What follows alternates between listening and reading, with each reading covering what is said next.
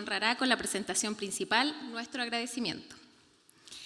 A los señores panelistas Arturo Fonten, Jorge Insunza, Cristian Larroulé y Patricio Meller, muchas gracias por el tiempo y preparación entregados para estar aquí hoy.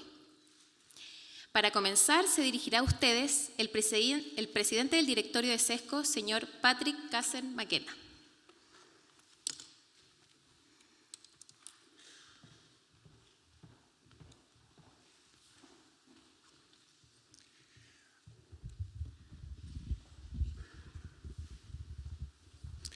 Muy buenos días.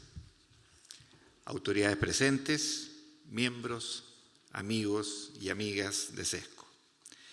Para mí es un gran honor darles la bienvenida a esta jornada de reflexión sobre la minería en nuestro país, que nos ha parecido la mejor forma de celebrar los 30 años de SESCO. Es también significativo que esta ocasión se inscriba en el mes de la minería. Chile era un país muy distinto en 1984, cuando una decena de profesionales formaron el Centro de Estudios del Cobre y la Minería, concebido como un espacio para el análisis y la discusión de políticas mineras. En esa época, en la que no se debatían las políticas públicas, SESCO fue el punto de unión de personas independientes que deseaban pensar y opinar sobre el destino de la minería en nuestro país.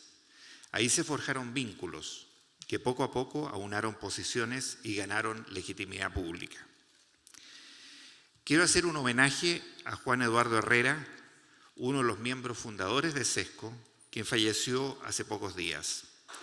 Juan Eduardo se desempeñó en varios cargos importantes en este periodo: vicepresidente del Banco Central, vicepresidente comercial de Codelco y últimamente director de SESCO hasta abril de este año. Agradecemos el enorme aporte de Juan Eduardo a nuestra institución. En los últimos 30 años han ocurrido algunos desarrollos espectaculares en la industria del cobre, que hoy podemos dimensionar y apreciar de mejor forma con el beneficio del tiempo. El primero de ellos es el aumento de la producción de cobre en Chile en la década de los 90. Chile pasó de producir 1,5 millones de toneladas en 1990 a 4,5 millones en el año 2000. Es decir, se triplicó la producción en esa década. Para apreciar este aumento de 3 millones de toneladas, pensemos en una de las minas que se inauguró en ese periodo, Los Pelambres de Antofagasta Minerals y sus socios japoneses. Los Pelambres produjo algo más de 300.000 toneladas anuales durante sus primeros años. La construcción de una mina como esta requiere un esfuerzo de muchos años, del trabajo de miles de personas, de la inversión de miles de millones de dólares, del esfuerzo de cuidar el medio ambiente que rodea la mina y de llevar adelante el proyecto de acuerdo con las comunidades aledañas. En la década del 90 se inauguró en Chile, en promedio, una mina como Los Pelambres por año. Las hubo más grandes, como Escondida y Collahuasi, como también más pequeñas, como Candelaria, Radomiro Tomic y Saldívar. Pero todas se inauguraron en la misma década. Espectacular. Aún más espectacular es lo ocurrido en China en la década siguiente, la primera década de este siglo. La economía china creció a un ritmo sostenido mayor al 10% anual, lo cual ha convertido a este país en la segunda potencia económica mundial. Su consumo de materias primas ha aumentado en forma exponencial. El consumo de cobre en particular se cuadruplicó en esa década. Esto ha provocado el llamado superciclo de las materias primas, que en el caso del cobre ha significado un largo periodo de precios altos. El hecho que el aumento explosivo de la economía china ocurriera pocos años después del gran aumento de la producción de cobre en Chile permitió a nuestro país aprovechar al máximo este periodo extraordinario. Esto explica en buena medida el gran desarrollo económico que ha tenido Chile en los últimos 25 años. Quienes quieran conocer en detalle el impacto de la minería en el crecimiento de nuestro país en este periodo, deben consultar La viga maestra y el sueldo de Chile, mirando el futuro con los ojos del cobre, el libro de Patricio Meller, que lo describe y dimensiona de manera brillante. SESCO ha estado acompañando este proceso, no solo con la discusión de políticas públicas apropiadas, sino con el establecimiento de 2 eventos que congregan a la industria del cobre mundial todos los años. La Semana SESCO en Santiago a partir de 1997 y Asia Copper Week en Shanghái a partir de 2012. Esta última organizada en conjunto con Shanghai Futures Exchange. Muy interesante lo que ha ocurrido en los últimos 30 años, pero ahora debemos enfrentar el desafío de los 30 años que vienen. ¿En qué situación se encuentra la minería en Chile? A continuación destaco algunos aspectos de la realidad que hoy enfrentamos. Hay pocos grandes yacimientos conocidos que no han sido explotados. Son escasos los descubrimientos de nuevos yacimientos. Las leyes de cobre y otros minerales son decrecientes. El costo de la energía es alto. Hay escasez de agua en las zonas mineras. El capital requerido para la construcción de una faena minera es significativamente más alto que en el pasado. Las normas medioambientales están en estado de evolución y hay retrasos en la obtención de permisos. Las comunidades donde se insertan las operaciones mineras han incrementado sus demandas para beneficiarse más directamente y proteger su entorno. Hasta ahora, la falta de un diálogo constructivo entre comunidades y empresas mineras ha resultado en una clara tendencia a judicializar los procesos mineros y energéticos. La situación de Codelco es crítica, especialmente por la gran inversión requerida en sus proyectos estructurales. Esta lista no es exhaustiva, pero es muy preocupante.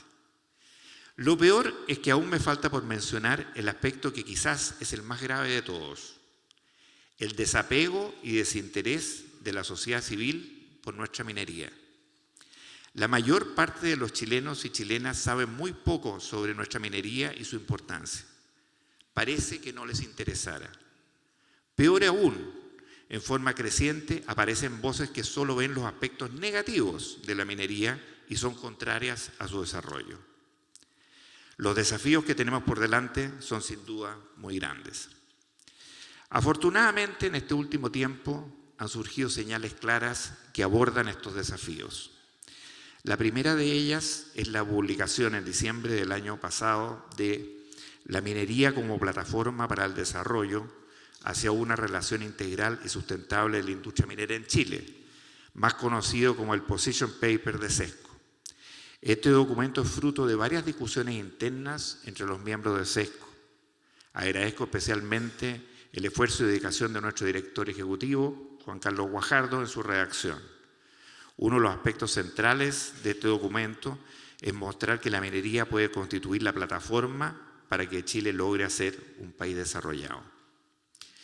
Otra señal muy importante es la reciente publicación del documento Minería y Desarrollo Sostenible en Chile, hacia una visión compartida.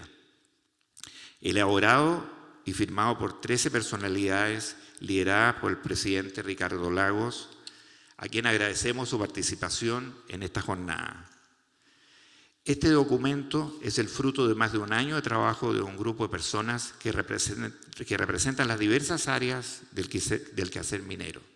Sus conclusiones de cómo lograr una minería virtuosa, sostenible e inclusiva son de gran relevancia. Estas señales son alentadoras, pero en mi opinión son solo el puntapié inicial. Presidente, no nos hemos olvidado de sus palabras, que debemos mantener vivo el fuego.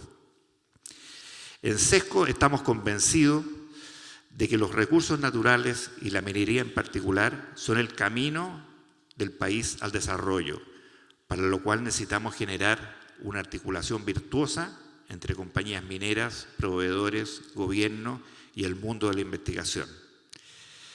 Tenemos que ser capaces de aunar y divulgar las iniciativas que persuadan a todos los chilenos que la minería tiene un rol protagónico en el desarrollo de nuestro país en los próximos 30 años. Muchas gracias.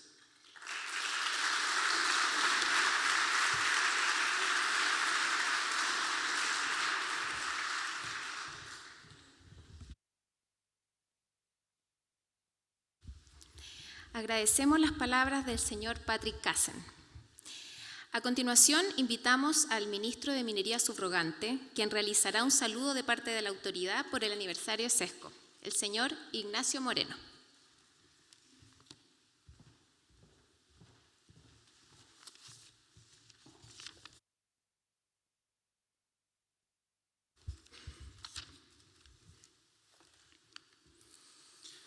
Autoridades y exautoridades presentes, miembros y directores Sesco, antes que todo quiero traerle el saludo de nuestra ministra, Aurora Williams, que por razones de agenda no se puede encontrar con nosotros hoy día. Está en este momento en Angola, probablemente iniciando el vuelo de regreso a Santiago junto a nuestra presidenta Michelle Bachelet, pero me pidió que le transmitiera un cordial y afectuoso saludo.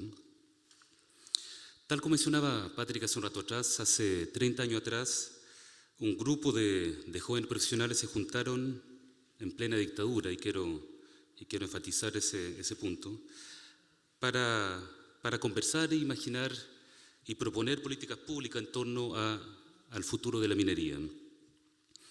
Probablemente ellos mismos ni siquiera imaginaron en ese momento el impacto que iba a generar esta reunión y estas reuniones en el sector.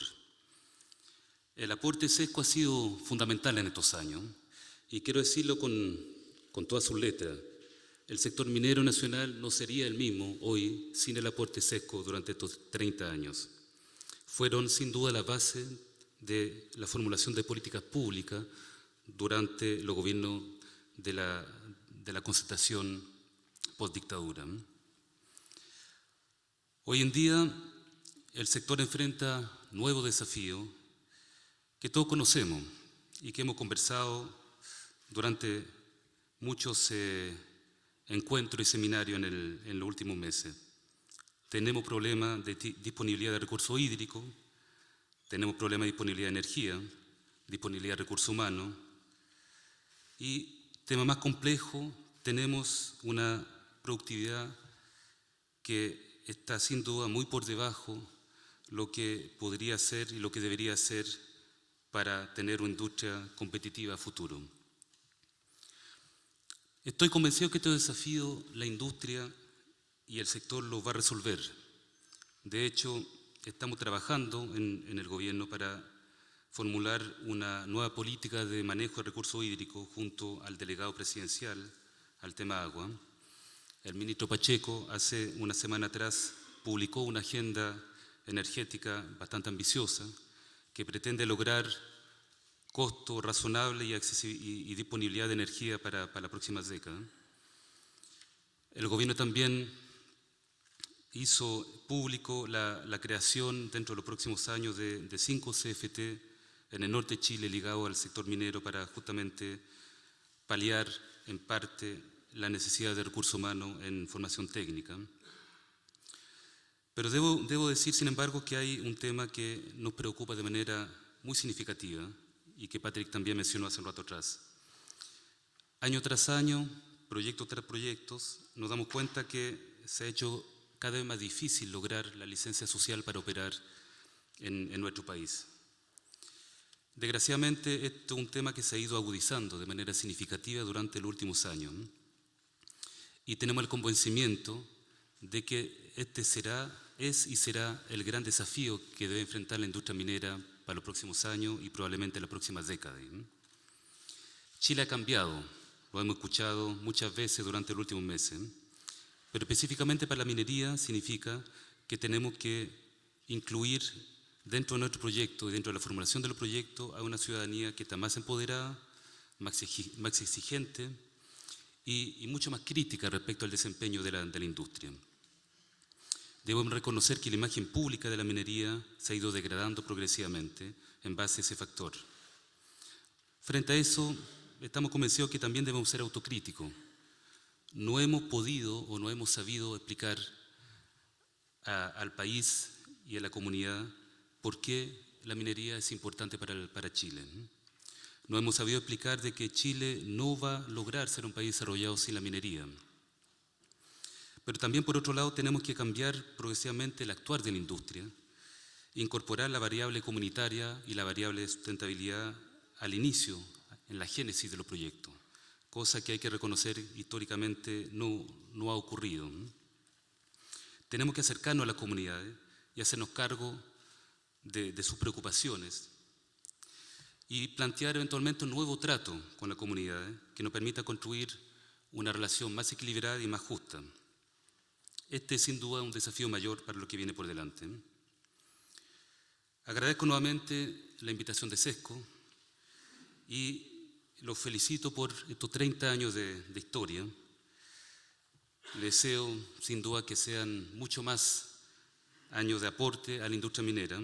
Y para terminar quisiera también hacer un homenaje, en este caso, a Jorge Berjamer Vega, que fue vicepresidente, que fue director ejecutivo de SESCO durante varios años, falleció hace ya 15 años y fue un miembro muy activo de esta comunidad durante mucho tiempo. Él estaría sin duda muy contento y muy orgulloso de este aniversario. Muchas gracias.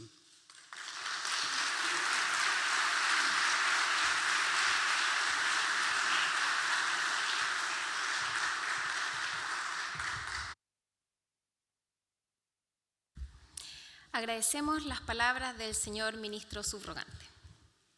En esta celebración tenemos el honor de invitar a este podio al señor Ricardo Lagos Escobar, expresidente de la República de Chile.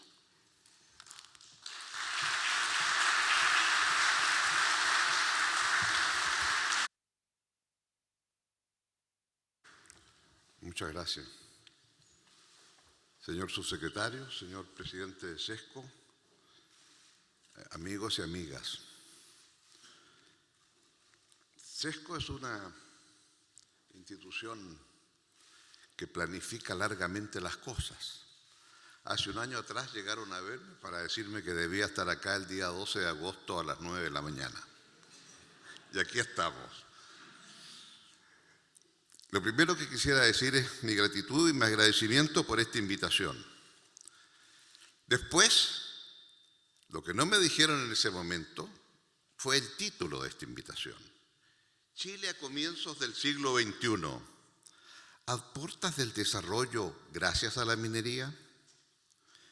Déjeme decir, creo que SESCO tiene derecho a hacer esta pregunta. Se ha ganado el derecho a hacer esta pregunta tras 30 años de labor. Lo que no sé es si estamos en condiciones de poderla responder derechamente. Aquí se ha recordado bien los orígenes de SESCO, allá por el 1984. Patrick Cassen, celebrando los 25 años, se permitió decir, comillas, SESCO es resultado de profesionales que habían crecido al alero de la nacionalización del cobre, que comienzan a reunirse para definir políticas mineras. Mire usted,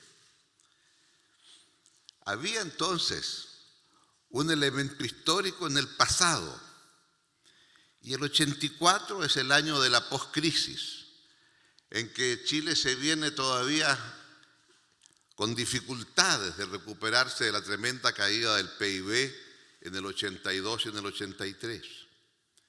Y es en esa poscrisis cuando surge SESCO con autonomía como un centro de pensamiento. Conocí SESCO en aquella época. Era parte de esa cadena de centros que trataban de pensar, no obstante las condiciones complejas y difíciles del país.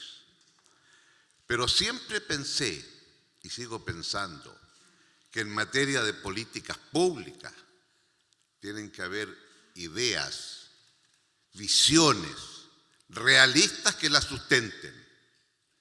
Y en consecuencia, la forma en que SESCO, en ese contexto, también con mayor independencia de los centros de oposición, digámoslo, pero en donde todavía quedaban reminiscencias de los sueños de ayer. Por eso me parece tan importante hacer este reconocimiento a Juan Eduardo Herrera, que fue fundamental en su momento y con quien tuvimos discusiones que ahora cuando uno las dice suenan a algo tan extraño. Oye, Juan Eduardo, ¿tú crees que es posible que haya también una banca privada o tiene que haber solo una banca estatal? Y Juan Eduardo comenzó a decir cosas que estaban un poco fuera del libreto. No, por supuesto, lo que tiene que haber es una banca privada. A lo mejor puede subsistir una banca estatal. Juan Eduardo, 1980. No era la mayoría del pensamiento de los que estábamos en esa reunión el de Juan Eduardo. Esa es la historia que ha tenido lugar en materia de ideas en Chile, que algunos no comprenden o no la conocen. Y por ello fue tan importante Juan Eduardo cuando en un momento crucial hay que generar un consejo del Banco Central. No nos cupo duda, Juan Eduardo debía estar en ese consejo y lo hizo con la brillantez de todas sus tareas. Después se restablece la democracia. Muchas de las políticas inspiradas en Sesco se empezaron a concretar y a partir de allí yo diría muchos también empezaron a incorporarse en las tareas públicas directamente en puestos de responsabilidad. Recuerdo perfectamente, y a lo mejor ese es el título por el cual estoy hoy aquí, cuando fui invitado a la primera cena de Sesco en el Palacio Cusiño, en donde en distintas mesas 300 personas se reunieron por primera vez. En la mesa en que estaba, me recuerdo que estaba Cristian Seger, director de la segunda, Genaro Arriagada, en ese tiempo ministro secretario general de gobierno, y ya estaban entonces Alejandro Noemi, Alfonso Dulanto y otros. Sin embargo, cuando hoy miramos Sesco, aquí se ha recordado cómo esta cena fue dando lugar a un evento anual, a la semana de Sesco, y luego entonces Sesco Pantalones Largos se inserta en el mundo a través de la semana en Shanghái en el mes de noviembre. Sin embargo, leyendo los distintos discursos con motivo de los aniversarios de Sesco, constaté entonces dos grandes periodos. El del 84, cuando se producían 1.300.000 toneladas, de las cuales el 80% era Codelco, y en donde ese 1.300.000 representaba más o menos el 15% de la participación de Chile en el contexto mundial. Hacia el año 2004, 20 años después, como lo decía Patrick Cassen, 5 millones de toneladas, aproximadamente bastante más que el 30% de participación en el comercio mundial. Y una segunda etapa, 2004-2014, en que de 5 pasamos a 6. Y ahí entonces viene una pregunta de fondo. ¿Qué pasó? El ritmo que venía, ¿qué ocurrió? En circunstancias que el periodo del 2004 al 2014, por las razones de China de por medio explicadas por Patrick, es el de más alto precio en los niveles cupríferos. Me impactó mucho ver con motivo de la discusión presupuestaria, de la reforma tributaria, un cuadro que publicó la Dirección de Presupuestos de los rendimientos del cobre desde el año 2000 hasta el año 2014. Bueno, constaté que entre el 2000 y el 2005 lo que habíamos obtenido eran 17.000 millones. El 2006 el fisco obtuvo 15.000 en un año. Y sin embargo, no obstante esos precios, ¿qué es lo que ocurre? Que el incremento no ha sido el que esperado, no se mantuvo el ritmo. Y eso entonces nos lleva al tema de la minería y el desarrollo de Chile, para acercarnos a la pregunta. Porque históricamente el desarrollo de Chile ha sido la minería. Nuestra historia económica, algún día se escribirá el gran libro de la historia económica de Chile, los que se han afincado en esto normalmente se quedan en el siglo XVIII, no llegan al XIX todavía. Pero históricamente, en el XIX, es Chañarcillo y La Plata los que marcan el rumbo. Y a partir de la década del 50 o del 60, en el siglo XIX, empieza a caer Chañarcillo, caer La Plata, se inunda el mineral, y después ¿qué tenemos? Incipiente, Urmeneta y el cobre. Y viene la Guerra del Pacífico y el cobre rápidamente se reemplaza por el salitre. Y ahí entonces sí, claro, nos damos el lujo de terminar con los impuestos que vienen de la colonia, al cabal, al fosforifajo, y decidimos vivir de las rentas del salitre. Muy fácil, ¿eh? 20% de impuesto a la exportación de cobre, punto. Y con ese 20% prácticamente deshicimos todo el sistema tributario chileno y vivimos de aquello.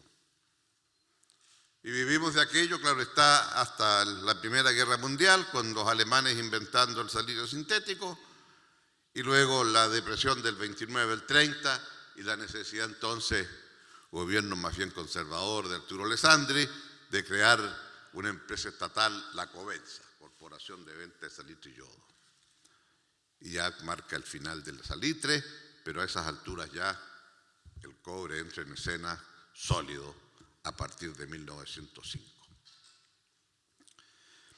Y a partir de allí el cobre es lo fundamental.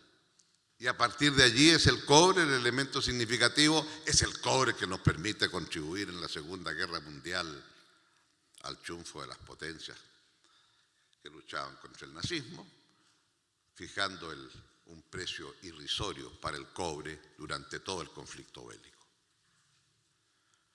Lo demás es la historia reciente que todos ustedes conocen. Y en consecuencia, ¿qué es lo que ocurre? La discusión del 84 es muy interesante. Los debates de Sesco en esa época, ¿hay que aumentar la producción? ¿O debemos hacer como la OPEP y crear una organización de productores del cobre para tener el cártel del cobre? Ese debate nos parece hoy día extemporáneo, pero es el debate de 30 años atrás. Al final se impuso hay que aumentar la producción. Y de ahí entonces el tipo de políticas que se hacen. Porque si se trata de aumentar la producción, entonces el DL600, en plena dictadura, había que dar garantías de un Estado de Derecho y ahí surge.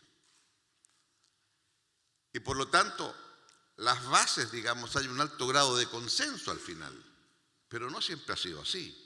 Y ese ha sido el rol fundamental del Sesco, que ha mantenido un espacio de sensatez, de autonomía para definir políticas públicas entre todos.